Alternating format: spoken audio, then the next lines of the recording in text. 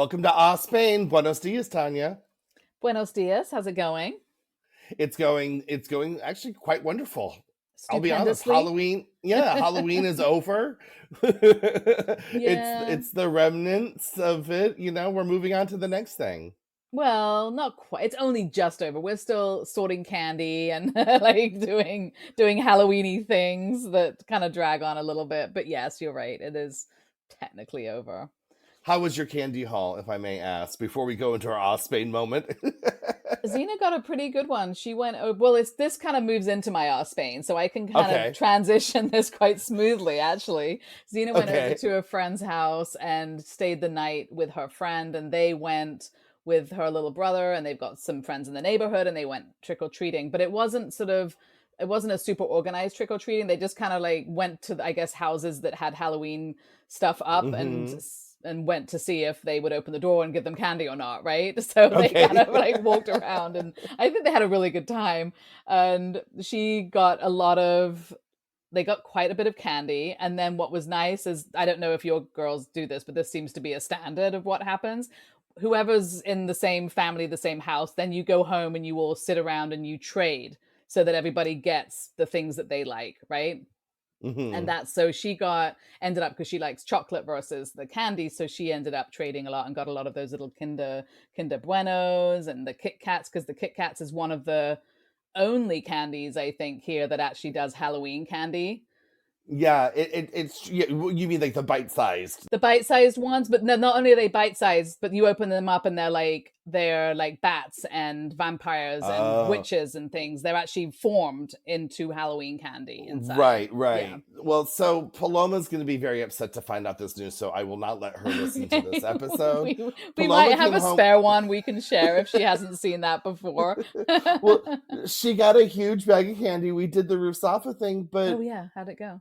it was amazing. There were Yeah. thousands of kids. It felt like Mardi Gras. Like it was a really wonderful experience, and she had a lot of fun, and her and her friends had a lot of fun. But she was very annoyed because it's all lollipops and hard candy. She had like three pieces of Oh chocolate, and she dear. was like, and Yeah. she's like, "Well, I'm not going to eat any of this." I'm like, "Neither am I. None of us want hard candy." Her Halloween bag, unfortunately, looked like the bottom of Grandma's purse. You Oh know? no. Yeah, because Zena came back with a few of those Werthers, and I was like, I don't Yes. know why, because I can't explain it, but I think I'm correct that this is grandma candy. But I don't know Yeah. where that I don't know when that became grandma candy. So, but it is, right? Yeah, yeah. Yeah, and She I got the don't know why. Werthers, Yeah, yeah, and I the don't know little why. strawberry, like not even Jolly Rogers, right? But the No. things that are kind of like it, and Yeah. and I get it. Like they're putting this together and they're trying to max out Yeah. the donations, Of and course, they it's got to hard to find. And do. you're not finding bags of Snickers wrapped. No, Like you got it's to do the not. right thing. Yeah, But did she did did get a did Reese's, and I grabbed it from her hand. I have to say, Oh I just no, that's grabbed not it. very nice. Well, she doesn't like Reese's, so it Oh, was okay. nice. It was Did fine. Werther's do an ad where grandma was handing out candy to the grandkids or something? Do you have any I have recollection of this? no, but I mean, in my whole life, Werther's has always been a grandma Right. thing. Yeah, I don't get it. I don't know why. Anyway, so she came with a few of those. I'll see if I can dig up a Kit Kat or two for her, because they had them at Aldi actually, and they also had Ah, those at yes. Consume. Yeah. Little had some like Halloween themed candies, and we didn't donate money. We brought two bags of candies, and I brought a bag of from from Little. They have year round those individual bite sized kind of fake Kit Kats, but they're different flavors, kind of like a Kit Kat Trix mix. So I brought those, and I guess I was Yeah. the only one that brought those because we didn't get one in our Right, bag. because you never saw them. Yes. Well, this leads into my Spain for today, which isn't Spain for me, and I think most people that move here, I think, because it's a kind of different lifestyle. So it's Saturday. I went to go pick her up.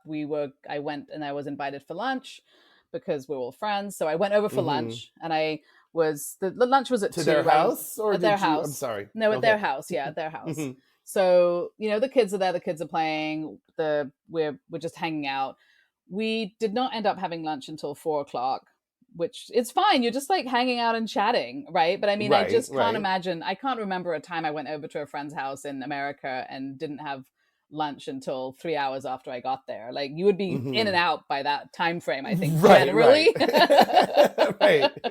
You're right. If someone invites you over for lunch, it's a scheduled thing. Come over at Right? 2, we're eating at 1:30, and get your butt out of my And house by you 4, add it right? exactly because they've got things to do. Maybe they got to go back to work. They've got to go pick up a different kid or whatever it is. Like there's always things that have to be done. So we had lunch like at 4, and then we're still hanging around, just chatting and everything. And of course, the kids. This is a friend of Zena's from her last school, so they want to hang out for as long as possible because they're not in school together anymore. So it all works out very well. We didn't have dessert until 7:30, so in between Mhm. in between lunch and dessert, that took like another 3 hours, right? And I love this because it feels very you don't feel stressed. You don't feel like Right. you're about to get thrown out or I mean, and it's just I mean, they are good friends, but it's also like there isn't anything else that everyone's going to. This is what everyone's doing that afternoon. So Right. that's it, and you're not overstaying your welcome. You're not, it's just how it is. And I love it. And we left at around, I think, 8:30, but I think we could have easily been there till 2 o'clock in the morning. We would have been given coffee and then probably another dessert if we had Right, right. stayed. Yes. And Zena would have been happy to stay forever. So it's very relaxing to have that sort of Mhm. experience with friends, I think. And there's a pressure, I feel like you just said, when you're in America, something that I never really understood when I moved from England to America. That was something that I Mhm. never really understood, where I remember the first time I said with friends, like, we're going out for lunch or something. Do you want to come to the group of friends? And one of them was like, no, I'm not hungry. And I'm like, I don't Mhm. understand. Like, what's that got to do with going out to lunch? Like nothing, in Right, my right. opinion. But of course, in America, it Right. really does, because you go out to a restaurant, you can't be not eating at a table because that's rude to the Right. restaurant. So there's so many elements Exactly. to it there, right? So Right. anyway, that was our little our Spain moment yesterday, which I love. I love that. I mean, I has happened to us many times in that kind of scenario too, where you're like, someone's like, "Come over for dinner," and I'm like, "What time's showing up at 5?" And we're getting home at 2 a.m. Hmm. Right? Right. It's like it's here definitely. If someone's like, "You want to meet for lunch?" Do not make plans for the rest of the day with anybody No, else, right? absolutely. And you shouldn't. I mean, that's what you're doing. And the Hmm. first time that happened to us, we went for lunch and we didn't get home till 2 o'clock in the morning. And Joanne and I were both like, I think we're too old for this, or just not seasoned enough to manage this scenario. And then Right. also, like, it's happened quite often that we've invited people over and they've still been there for dinner. So also make sure you have enough food to feed everybody Right. again for the next meal, because it may not just be one meal that you have people Right. over for, right? Right. You can't Right. be scrambling for another meal for dinner. For sure. So that's fun. So that kind of leads us into our myths about Spain, our top Our five. 5, yep, our Yep, top 5, or is it top 5? Or just 5? I don't know if they're a top five. 5, but with the 5. Let's say five myths about Spain and this kind of ties into this first one a little bit, which Mhm. is this idea that there is no sense of time or schedule, or that nothing gets done. And Right. I guess what I just said kind of confirms that, but it also, I want to point out that it doesn't, because this was a Saturday. This wasn't a Right. Monday. This was a day of You weren't rest, and supposed to go where back to the office, no, right? it's So definitely, and this goes to the work-life balance. I think Right. the myth is that nothing is getting done here because they have a really good work-life balance compared to England, America kind of way of going, right? Wouldn't you say that's Right. where the myth I would say probably that, comes and from? I think so for sure, right? Because America and Britain, it's fast paced. It's go go Mm-hmm. go. I own you, right? Like your Mm-hmm. companies own you during that time, and even when you're not on the clock, they still own you, right? There's this Yeah. things got to get done, and lunch is Competition and 4 minutes. pressure Yeah. within the company, right? Hmm. And lunch is 4 minutes, and you get one break, and that's all you're allowed to have. And so you have this mentality of like, I'm always on the go and I'm productive. But I will say what I've noticed here. Yes, there is this work-life balance. They have the siestas, they have all this, and I guess you could perceive it that, oh, they're are they lazy? Are they getting nothing done? No one cares about anything. And I have found it to actually be the opposite and much more efficient here in my own experience. Like in America, if a plumber's coming, they give you like a 7-day window of when they Right. may or may not show Right. up. And here, whenever I've had the plumber come, he's like, I'll be there tomorrow between 10 and noon. And at 9:15, he's like, well, I'm here in the neighborhood already. You want me to come early? And I'm like, I Right. guess so. You Right. know? No, it's so true. And we've had people come to do renovations on the house, like the people that came to do the tile in the kitchen. They showed up at they were going to be there at 7:30. They showed up at 7:30 and they were set up and everything. Now they had to go to Almuerzo, right? So they set up, they kind of Right. got everything, and then they all disappeared. And I'm like, oh my god, what's going on? Like, but they've left their tools, so I guess they're coming back. And this was very early on. I Right. wasn't really like understanding what was happening. And then an hour later, they show up, and then they just worked all the way through and got it done. And it's like, so you just have to understand the parameters around which things are getting done here because it is different and a break is needed. Almuerzo must be had, this type of thing. And it just, Hmm. but it's very, very, very efficient. Once people are at your house getting things done or whatever it is, the plumbing, the electricity, whatever, it's very efficient. Right. Agreed. And like in deliveries too, right? Mm-hmm. Whenever like I've ordered from IKEA or from other stores and they're like, the window is, they have you choose the window, Right. right? Which I never had in America. They're like, do you want it between 10 and 1, 1 and 3, 3 and 8, Mm-hmm. 8 and 8 and like midnight? Like, I mean, because some deliveries come late because they do work late here, right? So that's the other Right. thing is that they're working until 8 and 9 p.m.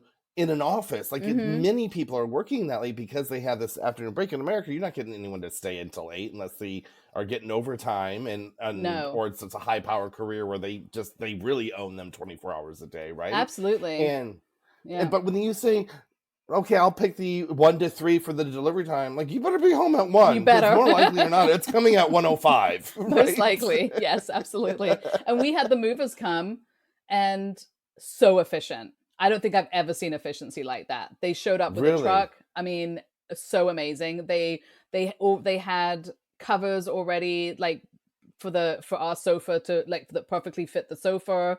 They wrapped Hmm. everything. It was all out. Now they had had a problem with their bigger truck, so they had to do two like goes with the smaller truck, which was on them, Gotcha.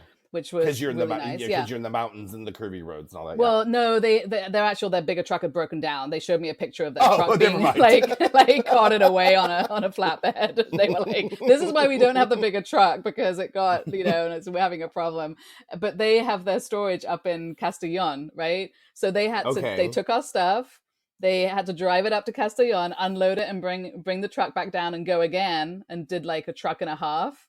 And it was like they were so efficient and they would just like boom boom boom boom. I mean, it was amazing. Like, and again, like I've said, you might have a hard time getting things sorted to have them started. Of finding the right people to Hmm. do things where you live might be a problem. Like for us, often because of where we live, it's in the middle of nowhere and they don't service that area. But once you get somebody Right. there, boom, it's so efficient, so efficient. So that is definitely a myth. I want to say things are efficient Yeah. here once they get They going. are efficient.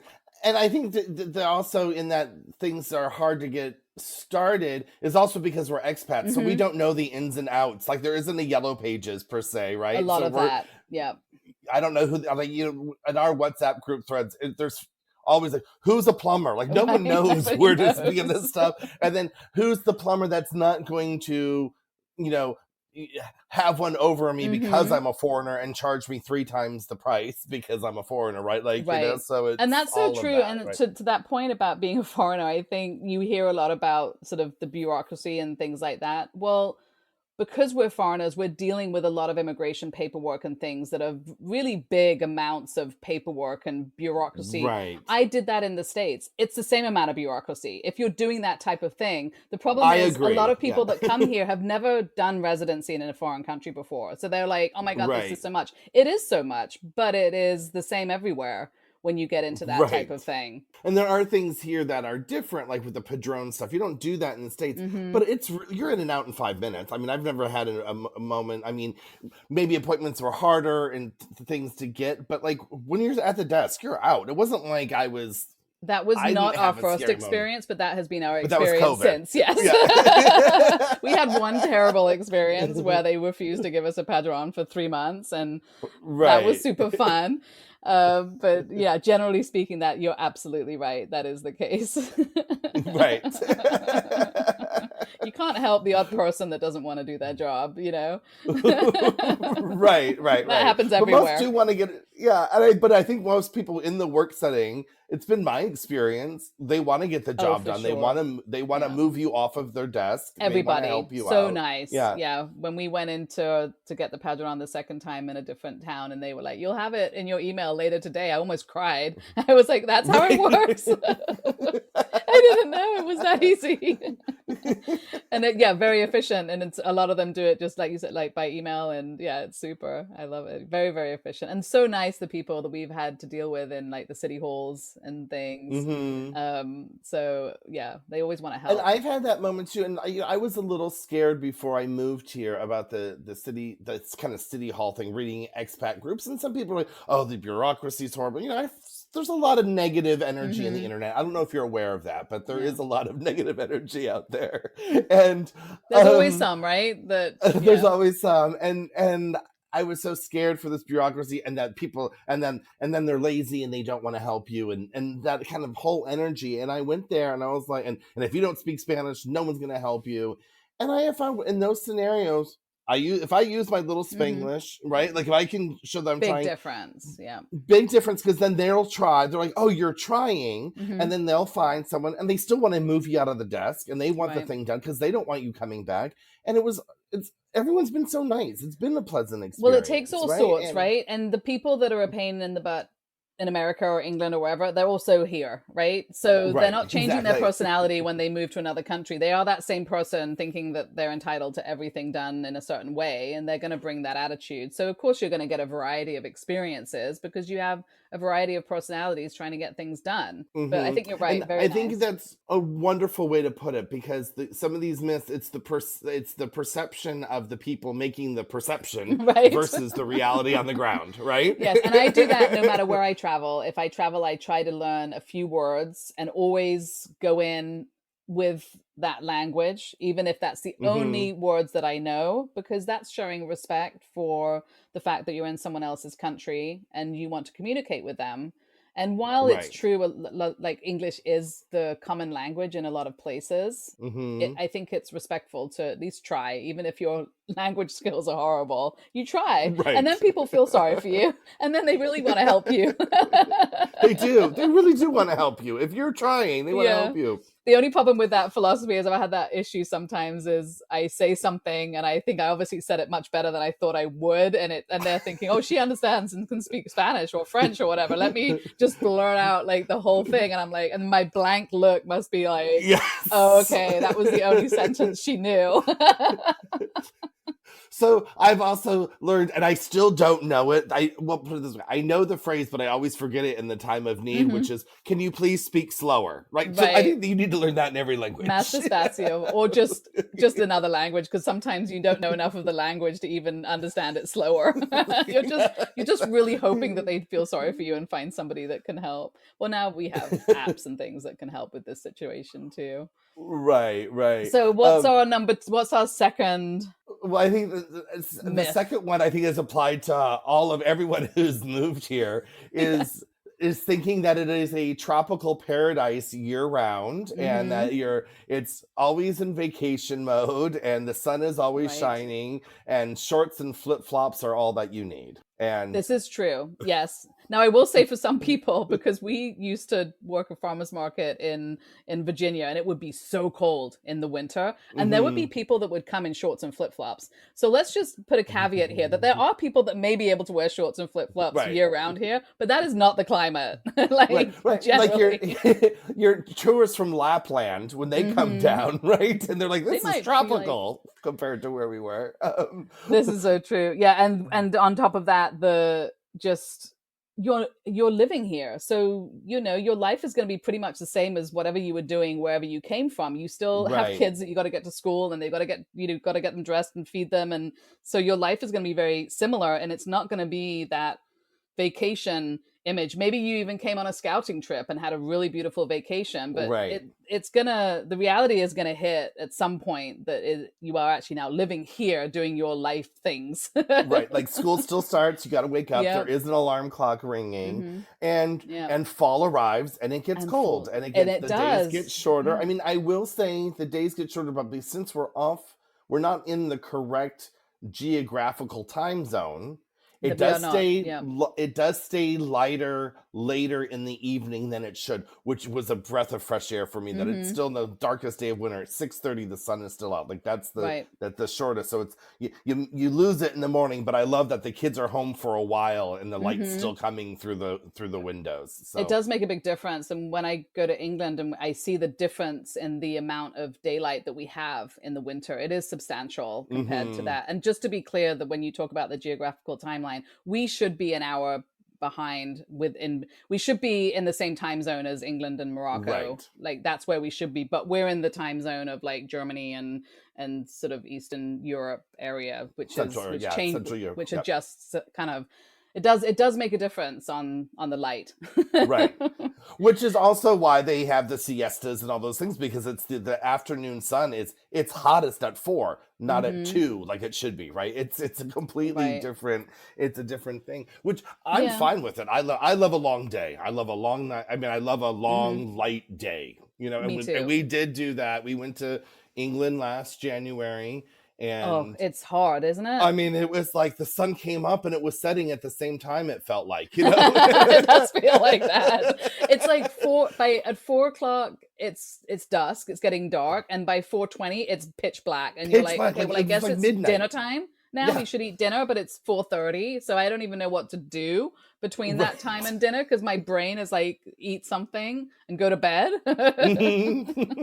And then So we got weird. home and we're like, oh, right? Like we No, have an yeah, extra it's so two and a half nice. hours, 2 hours of Yeah, yeah, sunshine. yeah. Yeah. And then, when the siesta definitely in the summer helps with the heat. And to be clear, I don't think everybody's going home and actually sleeping. It is a time of mental rest in the middle of the day to have a Right. break. I'm sure there's some people that can sleep, but other people are just taking a longer break, which I think is really nice. And that's when the people get their 2 hour lunches. I mean, the siesta is at the Mhm. lunchtime time, right? And a lot of children come home from school and spend it with their family, and it is a rest time. But they're not Mhm. sleeping and napping. I mean, maybe I No. do every once in a while, but I got the house to myself. But for Right. most people, I think if you on the weekends, maybe it's a good time to take a nap. Maybe if you're retired during the week, you can actually take a siesta at that time. hmm And then maybe people that can come home and have enough time to take a short nap if you're able to be efficient like that with your sleep, that I'm not super good at. But yeah, it's more of a relaxation time, I think, to kind of rejuvenate your brain in the middle of the day, which I think is really nice. And definitely the heat in the summer, which is this vacation mode, and the right. hot that we all think is year round, Not year round.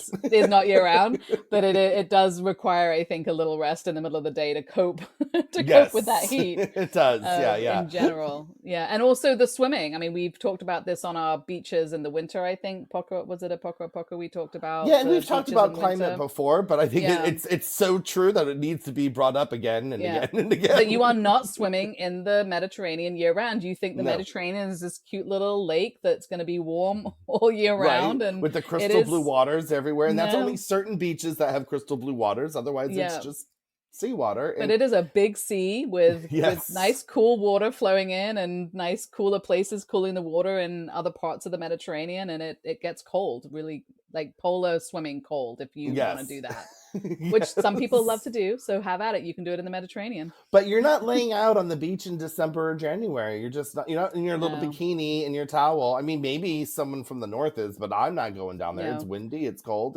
and I was like, really? It's like this, okay? And for I don't know other places, but like we came from LA and you lived in LA, so you know this. In December, you're at the beach in LA, and I thought Hmm. it was going to be much more like that, I But thought it would be LA much more like LA. fluctuates. LA is winter, summer, spring, summer, and fall. every month, right? Like it Mm-hmm. fluctuates. It's Yeah. 80 one day, 60 another, and and throughout the year it's like You that. can So get it all anytime. Yeah. right, and I thought it was going to be like that here, Me too. and it's Yeah. not. It's not. No, I definitely thought that too. Like you said, having lived in LA, I was like, this seems very similar and it would be like that, but it does, we have a much stronger winter, summer, spring, fall. That said, now it's November, we're sort of in November now. We will still be getting some hot days where people will go down to the beach and enjoy Hmm. laying in the sun. If it's a hot day and it's not too windy, you can enjoy the odd day, but you need to be on those days because the next day is not going to be like that. Right. And You and know, once winter hits, it's winter for 3 months. it is. When summer Yeah. hits, it's hot for 3 months. You don't get cool breakdown days like we did in Mm-hmm. California. You're like, oh my No. God, that's a heat wave. It's 100. Yeah, but next week it'll be 60. Just grin and bear it. Yeah. Here, like it's going to be 100 for 3 months. For three Right? months and a little more rain than I thought. I think it'll Yes. be interesting to see, obviously, up in the mountains. I do think we had days where we got the rain and you didn't more Yes. because we're in the mountains. So that'll be interesting to see if how different that is. But we'll, days and days of rain, which I wasn't expecting as I was well. not expecting that either. And I remember reading, oh, Valencia has 300 and some days of sunshine year round. I'm like, I've lived here now. I'm going on my third year. No, No, I don't no. think it's that many. There's a Yeah. lot of gloomy days that I was Mm-hmm. not expecting that will, last, not blue skies all the time. Yeah. And it's not a complaint.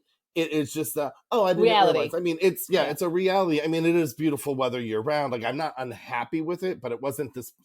I'm not living the paradise I thought I was going to be You're living. not going to the beach in January like you Yeah, thought you would. No, I think that's a good point. It is lovely. There is nothing wrong with the weather here at all. It is a right. lovely climate, but it is definitely, cool. And some of this might be like the climate change as well, Right. because it is hotter in the summer than it used to be, and it's probably colder in the winter than it used to be.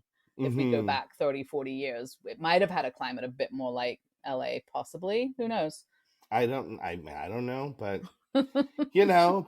but the funny thing is here is that the Spaniards think it's a lot worse than we do because they've already got their fur coats on. Oh They've my got god. their parkas, the puffer coats. I'm like, it's still 72. Like I'm still walking around with like shorts. Right? Maybe I'll have like maybe a long sleeve shirt. Like my perfect weather is we're in that time now is I can wear shorts and like a cotton sweater. You know what I mean? Like Mm. that kind of, or a pants and a t-shirt, like that kind of. Yeah, I would. So we're sort of in that part of the year now where I'm constantly not dressed correctly. That's my issue. I'm going out thinking it looks so pretty, it's sunny, I'm in shorts and, a t-shirt, and then I go out and I'm like, oh my God, it's too cold. Or I look out and I'm like, oh, it's a little rainy, I'm gonna dress up, and it's actually hot and raining. Like it's never quite right. And I For know you, you've told me right? before I should actually step outside and Yeah. try to test the weather You can before put I. your hand out the window. You It know what just I doesn't mean? That's what we happen. I just do. look out and I think I'm smarter than that, and I'm obviously really not.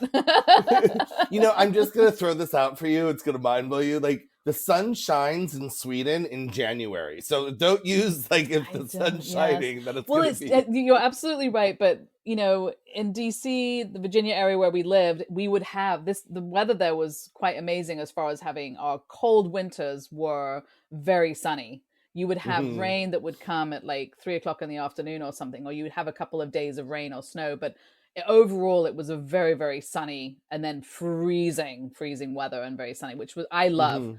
I love it if you can get a cold winter with actual sun. That's like perfect to Because it me. doesn't feel so cold when the sun's beating on your face. It brings That's joy. true. A Yeah. cold gray winter. I mean, that's why there's Well, it's just places that miserable, have. right? Yeah, Yeah. yeah. It's just you can't Yeah. find joy.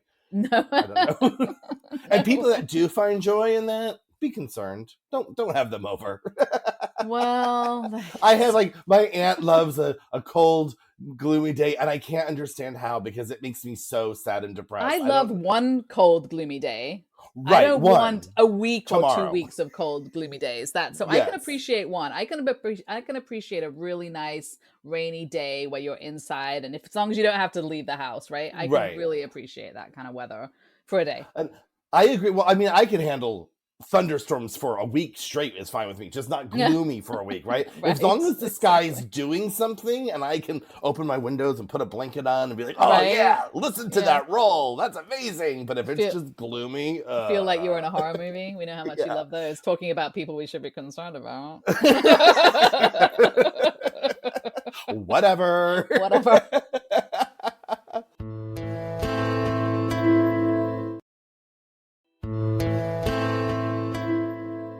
Should we move on to number 3 on that note, on that rude Yeah, note that yeah, I this was started? a huge.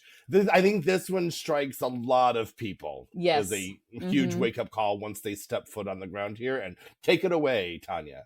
The Mediterranean diet that we will all be living on when we move to Spain does not exist here.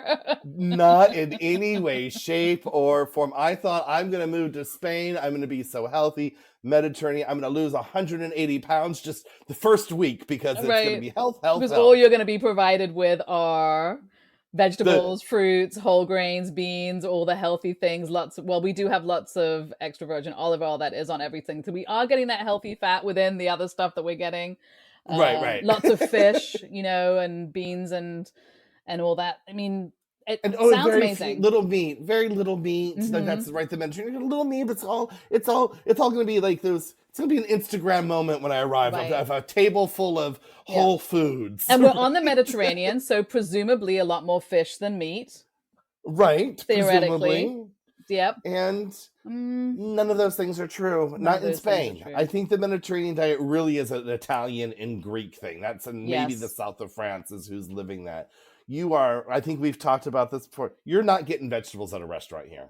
It's not going to happen. Not outside of a potato and an artichoke and maybe the odd green bean, but Yeah. You're salads. not, I mean, you would have to, I mean, I'm sure you have much more access to this in the city. I mean, you'd have to go to a restaurant that is really serving salads to get a salad. If you Right. go to a cafe, if you go to any of the Italian sort of, not Italian, why did I say Italian? Oh, because you just said Italian. Any of the Spanish like cafes that are doing the almuerzos and things like this, all they're serving is sandwiches with the Spanish tapas from this area, and Right. it's mostly fried. Maybe the Hmm. tortillas, you've got the tortilla, which is egg and potato, is possibly the healthiest thing that you're getting out You're of that. getting cheese, Come on. cured meats. Yeah. Yep, you're getting cheese, cured meat, and mayonnaise aioli. Like you're getting fat on fat And then and starch on starch. you're getting deep fried calamari, deep fried croquetas, deep fried whatever other fish they want to deep fry. Now Hmm. you go to a nicer place, you will probably find a lot of grilled sepia octopus and things that Right. is really, really good. But again, it's not a plate of grilled vegetables or No. anything like Or a that. big salad. Like salads are very hard to find. I mean, if you're at a restaurant, and this happened to us on the other night, we were with friends, and she was like, "Oh, it's a tuna salad, perfect." Like she thought it was going to be a slice, a piece of tuna on a bed Oh, of lettuce, has she not lived here long? they've lived here for I think a year. Okay. But I will be in her defense, we were at like one of these chef fusiony kind Oh, of okay. places that looked hip, and the way it was worded on the menu wasn't what was delivered, and what was delivered was the ensalada russa, I was right? It gonna was say, I the bet tuna that's what it potato. is. It was, but the way it was worded on the menu, it didn't say Russian salad. It was Right. like a salad with tuna belly on it, and we're like, Hmm. oh well, that sounds That sounds lovely. good. Yeah, that And sounds it like was a just a salad. big blob of Yeah. Russian salad. It was delicious. The tuna Hmm. was better. It was literally the Russian salad with a real piece of tuna, like a whole Right. piece of tuna on top Yeah. of it, not mixed in with it. But it wasn't. She was expecting some No. greenery. I mean, like I said, we have a restaurant that we go to that has a menu, and they're often their starter is a salad that is actually lettuce with some sweet corn and some things on it, and maybe some tuna. Not with the Hmm. mayonnaise. That's quite rare outside of the city. Right. Otherwise, you have to go to a restaurant that is maybe an Italian restaurant or something where they have proper salad starters or something, Right. along with all the pizzas and pastas. And in the city, I would imagine you have more opportunities like that. But when we talk about like the Spanish food here, it is a lot of, like you said, a lot of jamon in everything. I mean, we were just talking about the sweets that have the jamon grease in them as part of the Right, part of the how they little make cookies, them, the right? The Christmas cookies. cookies, the Yes, Christmas cookies ones that I just saw piles of in the store the other day. I think they're they already arrived out. yesterday or Yes, 2 days ago. Yeah, they arrived right on Halloween. I bought a big pile for our dining table. I'm going to go and buy a few, and then I'm going to test what you said, where you said in that you have to You're supposed pinch to them or pinch it. something. So you're going to have to video call me and show me how to do that. Well, And it's funny because I was trying to do that. Side note, tangent, imagine us. I was trying to do that last night because I had bought some, and I was okay. like, it was just crumbling in my fingers, and I didn't really care because I was wanted to scarf it up anyway. I Well, wasn't can you trying figure to. out how to do it, and then we'll try, and if we can get it to work, we'll post a video of how it works. Because for me, that's what happens. I Yes. feel like if I squish them, all that happens is they just poof, turn into powder. Like that's what Right, happens to right. me. So maybe it's the certain, maybe it's sort of the sideways or top to bottom or something that you got to do it. Who knows? E- Who Who knows? Who knows? knows? But yeah, so I Who mean, knows? you can obviously you can cook for yourself, you can buy food and cook for yourself and do all that. But if you're going out to regular Spanish places here in this part of Spain, it is not it is not the healthiest of options that you have, I would say. And Right. that other parts of Spain might be very different. And they do eat smaller meals, right? So it's like Mm-hmm. lunch is their big meal, and it's a lot of food, but it is stretched out. But it isn't like you're not getting like Cheesecake Factory portions here. Like Yeah. they'll order like 5 plates for the table, and they're nibbling and stuff. So they're all skinny here with a very unhealthy diet, right? Like Yeah. it's high fat, but at the same time, like even in the city, it is hard to find restaurants with salads and vegetables, and you have to kind of search them out, Mm-hmm. and then some of them don't. There was this one salad place, it closed, it was great, and I was like, well, people aren't even eating that here, so it has to be, you Right. have to be like the just enough and still serve the Spanish food to get the business, Mm-hmm. because they're not expecting that. And then to do it yourself, you can do it here, but that takes some work too, because at most of the grocery stores, the vegetables are limited. You have to go to like you have to go to one of the central markets, the Rusafa market, to find the green grocers that are getting a lot of different vegetables. I Right. was the other day, it had hit my mind. I completely forgot these things existed because I have yet to see them here, which is a sugar snap pea. I'm like, Oh, I those love were them. So I found a everywhere. big pot of those at Macro, and I ate them for like 7 days straight because everything in Macro is like Oh, bigger, right? So I was having them you for want to like explain every what a meal. macro is? Why that doesn't apply to most people, though?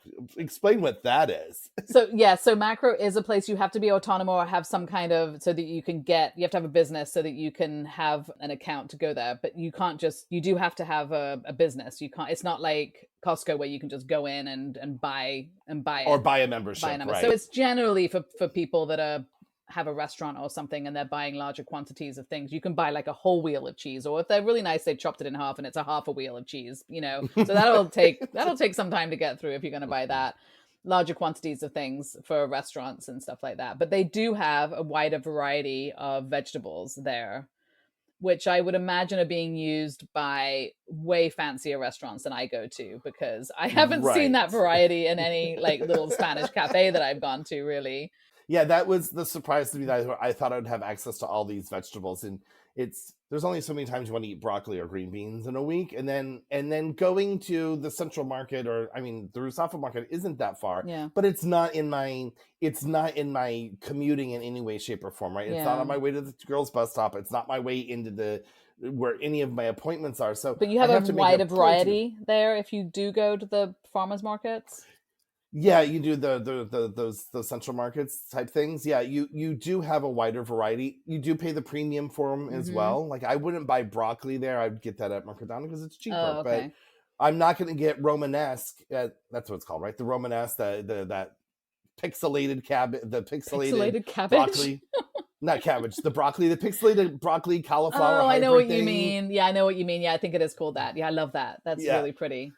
Yeah. I love that. Mm-hmm. And so you can get that there, but you're not going to find that in the grocery So stores. don't Maybe. be jealous. But the other thing we Mhm. have out here is there is a like co-op, massive co-op market where you pay like €3 to go in and you can buy Okay. cases of everything from cherries to vegetables and everything. But you do need to go in with a group of 3 or 4 families to warrant buying that amount of cherries or that amount of whatever it is.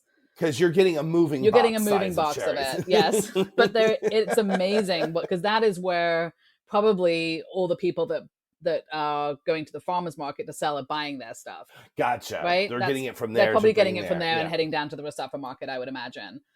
Mm-hmm. So that is also a really good resource that we have out in our area outside of the city that you can go into. So if you go in and you have an agreement with a couple of other families, that you can then buy a bunch of stuff and share it, because otherwise it'll all go off before you have the opportunity to eat it. Right. But it is available. You can find things, and if you cook for yourself, you could 100% have a Mediterranean diet here. But when you go out, you would have to be very, very picky on the places that you go out to eat. Right.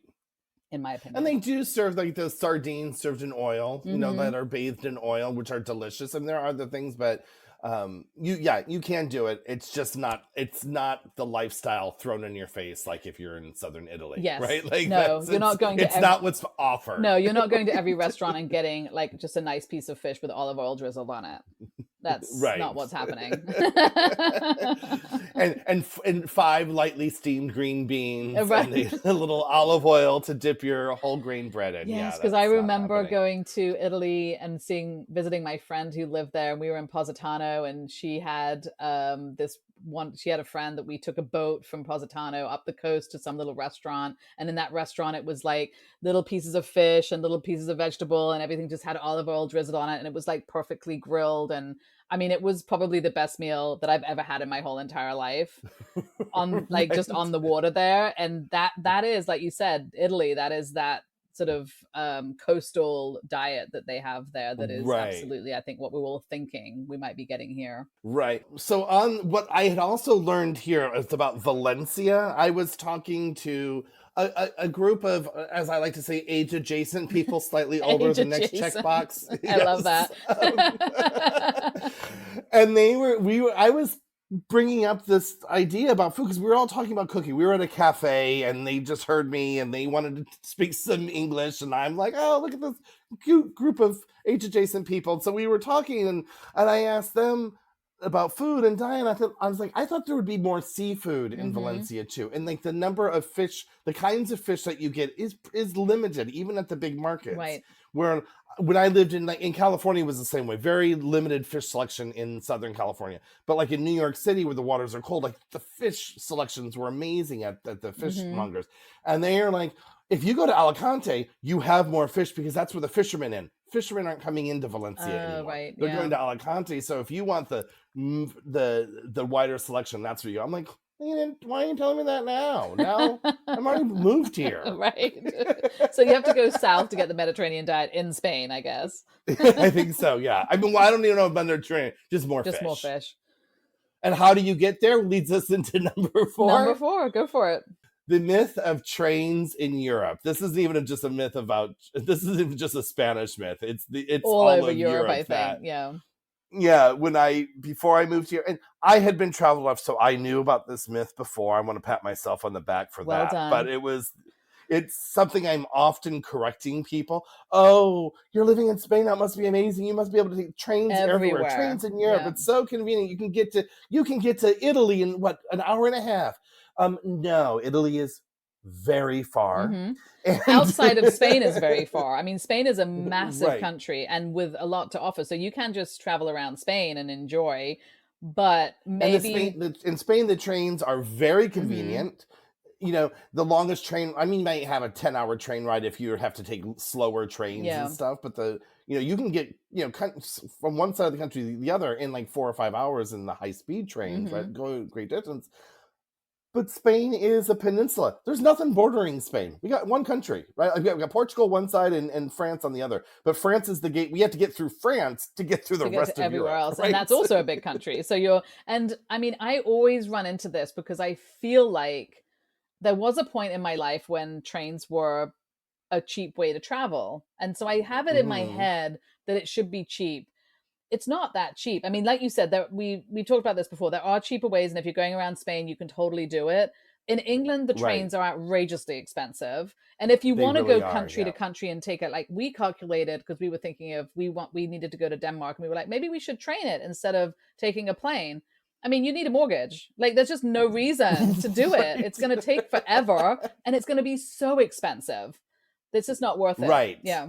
And I had thought about that, doing it from Paris. We flew to. I was like, let's fly to Paris and take the train back. And I'm like, I know it's like a 10-hour journey, but Mm-hmm. we could see all the countrysides and the mountains and the lavender fields and all the things that could have a picture postcard moment. And it was going to be like 600 euros one way for the three of us to Right. get from Paris to here. And I'm like, the flight was 150 for the three of us round So trip. the flights have Right. got So less. And I was say, like, when I was 17, I did the Eurail thing with a friend and we bought that one ticket. And I don't know if that still exists. If you're doing that type of thing, there is probably a way to travel around Europe and enjoy. And we did that. We went to Italy and France and Spain and over to like Greece and everything. We did the whole thing for probably a very mhm. decent price because you're on this Eurail train ticket thing. But if you're actually trying to get from one place to another that you need to get to, it's always going to be cheaper to take a plane at this point. Right. And I think the train myth really doesn't seem a myth if your base is Central Europe, Mm-hmm. right? If you're based in Paris, you can get to Switzerland really quickly. Right. When all the countries are smaller and close together, like France is a big country, but on the other side of the France are a bunch of smaller Yeah. countries that you can get to northern Italy very Same for quickly. You can get to Germany. Switzerland, Yeah. Austria. I mean, Yeah, I've had friends exactly. that were based in Germany and they visited everywhere because you are central, surrounded by a ton of places to visit, right? Spain is Right. not. Spain is off on the But if edge. you're moving, yeah, if you're moving to Spain, the trains are Hmm. great. The trains are great in Spain, Yes, they but are. you're not taking them to get to Rome. No, You're just you're just not. not. And I was looking too, and someone wants to pipe in and prove me I'm wrong, listeners, because I would like to know if I'm wrong. But I tried this. Is that years ago there were overnight trains, and those are not as around as much as they are, and they were cheaper because I was like going to Italy, and a friend of mine said, oh, when she was younger she would take the night train from Milan And to I'd taken Spain. that when we did the Eurail. We took overnight a lot because then we didn't have to pay for somewhere to stay, right? So then we would wake up Right. somewhere else, and it was amazing. But I couldn't find this night train that she was Hmm. speaking of. I looked at all the different Omios and Interesting. Expedia, all the different train line apps and Yeah, stuff, and I'm like, "Where's this night train you speak?" She goes, "Maybe it doesn't exist." I mean, I think Ryanair has canceled the need for a lot of that's these, true. But those kind of discount also, airlines. But because of where we are, you would probably have to go in and change trains in Paris or change trains first in Barcelona and then in mm-hmm, Paris. So it's like there's not a train that does the loop between like Spain and Italy, as far as I know, where you just stay on it. So right, the idea that you wouldn't have to change 15 times to get there as well, I think is right, is like right. not the case. Those days are So it over. would Yeah, be a trip. It would be a real trip to really do that. And I think it would be beautiful for sure, but I don't think it would be cheap and I don't think it would be easy. You would be switching trains a lot to do right, it as well. Yeah. right. You're right. Maybe those things they just kind of went away when air travel got cheaper. Who knows? That could be a good point. Yeah. Yeah, and I think there's a push of these European countries to encourage more train Mhm. travel, but it's hard to compete with these discount airlines and Yeah. time. It's hard to compete with a 12-hour train ride to an hour and a half flight. It's That's really very hard to get difficult. to. Yeah, because that becomes it does have to be part of your actual trip. The train ride has to be, Right, which it was for you in the summer, right? Like the train ride was part of your trip. right. Was Oh, and it yeah. was great. I got to see them, but it was only 5 hours, 4.5 hours. Mm-hmm. So it wasn't, it was like it was getting us there, but it also didn't waste the entire day. I will say traveling 5 hours on a train and you're leaving from your center of town and arriving in the center of the town you want to be in Mm-hmm. is a lot better than an hour and a half flight for an airport that's 40 minutes For outside of sure. either Yeah, city, for sure. and Yeah. then you have to go through security and all that stuff. But when it's a 12-hour train ride, the one and a half makes sense, right? Right. But And then maybe it's 12 hours, but maybe you got to change trains at 3 o'clock in the morning, and then you're like, this is no which would be longer any fun, horrific. right? No. But if there were overnight trains, so if anyone knows of some, please Right? please let me know. I would love to know some overnight trains because I wouldn't mind 12 hours on a train if part of it was sleeping Totally. and we're waking up in the center of a And then you town. wake up in like Switzerland or something, right? Like you leave from Madrid and you wake Yeah. up in like Switzerland or Austria or something. I mean, that would be great. I'm surprised you didn't That would find be anything like amazing. that. So we'll have to do another research. Yeah. Yeah, we're gonna have to research that one. Yeah. Well, we touched on this a little bit, but our last one is, again, we're going to talk a little bit about food and tapas. Let's talk about food. No And tapas. way. Yum. And tapas. Well, what's the myth? The myth is that tapas are a specific type of food, whereas in fact they are a way of eating food. So if you go to a tapas restaurant, I think in America, I've done this, you will think that food that they're providing is, which it might be, tapas that you would get in Spain. And that might be the case in some regard, but tapas is actually just eating small amounts of food and sharing, and the culture of having a nice meal with a bunch of people and this type of thing. Correct? Correct. So I mean, what the ingredients are going to be specific, like regionally specific. So what you get in, granted, there are certain things. I mean, I think you're getting calamari everywhere in Spain, and tortillas probably everywhere, and tortillas, right? But if you go to Andalusia, they're going to have different seafood that they have, or different ways to prepare different vegetables or olives or whatever what different cheeses too that are going to show up on these plates. But so they'll be different everywhere. But paella can be a tapas, right? Like it could just be a small portion of rice as part of the tapa versus. I suppose I've never seen paella as a tapa, but that might be something in another part, I suppose, because that's usually something you have as a whole thing or part of a menu, I would think.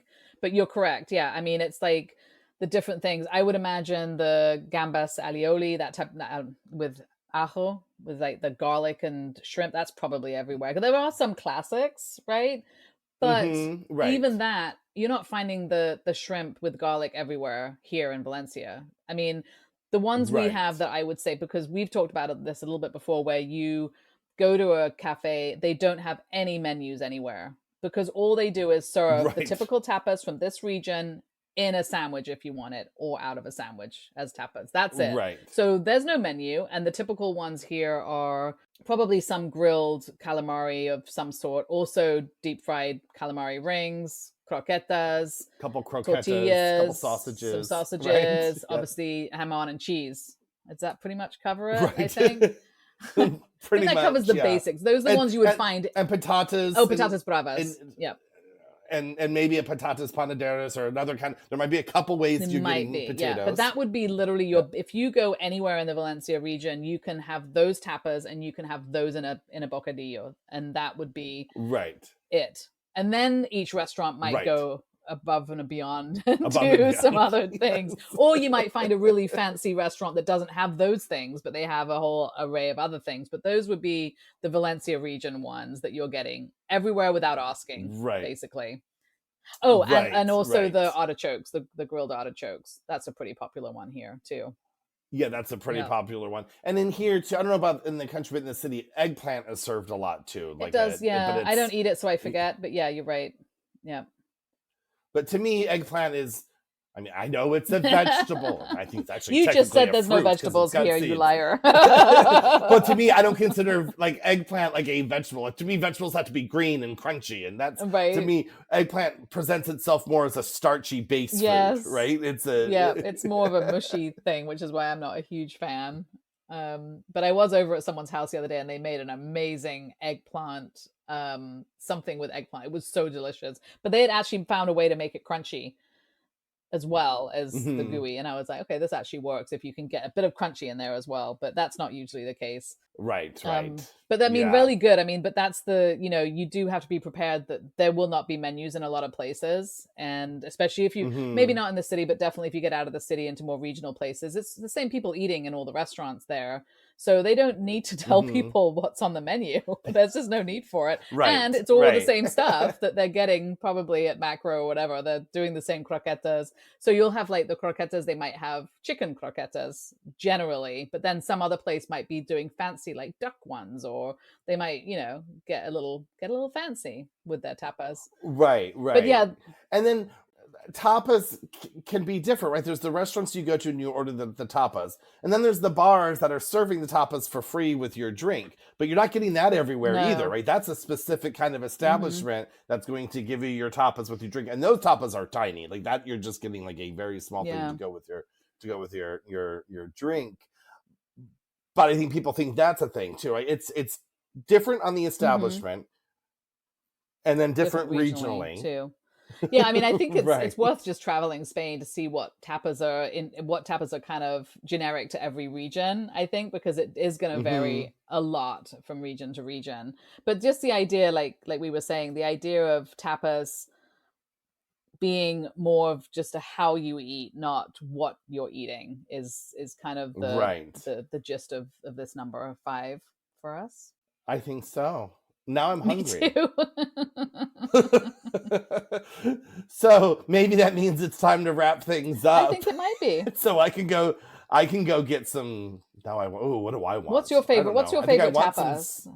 I mean, the grilled sepia I adore. I do love, and I love the fried calamari. I will have to say, and I'm sorry, Valencia, the best fried calamari still, to me, I found in Madrid. That's still the best one that I've had since I've been in Spain for a few years. It's fine here. But there was one place in Madrid we got it from, and it, like, you bit into it and it was just like melted in your mouth. It wasn't chewy. It was like so good. Not that it's not good here, but here I've had amazing grilled sepia, and I have to agree. I do love, and it wasn't when I first moved here. Jawad was happy. He was the only one eating the grilled calamari and sepia and stuff. He was like, this is so great. Like, I didn't want to eat it. Zena didn't want to eat it. I am now transformed and I love it. So he has competition now when we sit down for tapas and we're eating the grilled fish and the grilled calamari, and I think it's really delicious. And it usually comes with nice drizzle of olive oil and then the alioli that we all love to have on everything. So you've got this delicious flavor on the plate, and then you're dipping it in the alioli, and it's so good. So I have to say before we go, I don't know if you've had this. I was just introduced to these last week. A friend of mine, another parent friend, Spanish friend, she was like, we're going out for a glass of wine tonight. I'm like, okay, bye kids, And so we went out, and she's like, we're going, so the place we wanted to go was closed. And so we went around the corner. She goes, oh, have you ever been here? I'm like, no. She goes, this is Spain. This is a Spain restaurant in our neighborhood. This is where all the locals, no foreigners coming here. I'm like, okay. And she ordered these tortillitas de camarones. I think that's how they're pronounced. It is a fried shrimp, not really a fritter, kind of like a pancake, but it's like shrimp and garlic. Oh my God, that sounds so good. And it's a chickpea flour, and they're flat and thin, like a wafer. It's like a wafer, as it were, and maybe, I don't know, 6-7 centimeters across. That sounds amazing. And I'd never had them before, and they were pure heaven. Gosh. So if you see that on the menu, say the name again. I'm gonna look for it. It's It's not tortilla. Tortillitas or something. De camarones. Oh, okay. All right. That sounds good. Look for the camarones. That's what it was. That sounds amazing. Yeah, that sounds like something a little different. It's like a shrimp cracker. I mean, it's like got more of like a cracker. And did it come with the alioli as well, or you just eat it as it is? You just eat it as is. I think there was a lemon with it. You put on it, but yeah, that sounds different. I was like, oh, yeah. So okay, we're all on the search for that now. Thank you. That'll take up the rest of the day. Well, on that note, until our Poco. Have a great rest of your weekend. Hey, can't get enough of us? Follow us on Instagram and Facebook at Spain Podcast. And on our website, ourspain.com, which we will be updating with exciting new things as we grow. We would love for you to message us with any topics you would like to hear about. See you next time. Bye.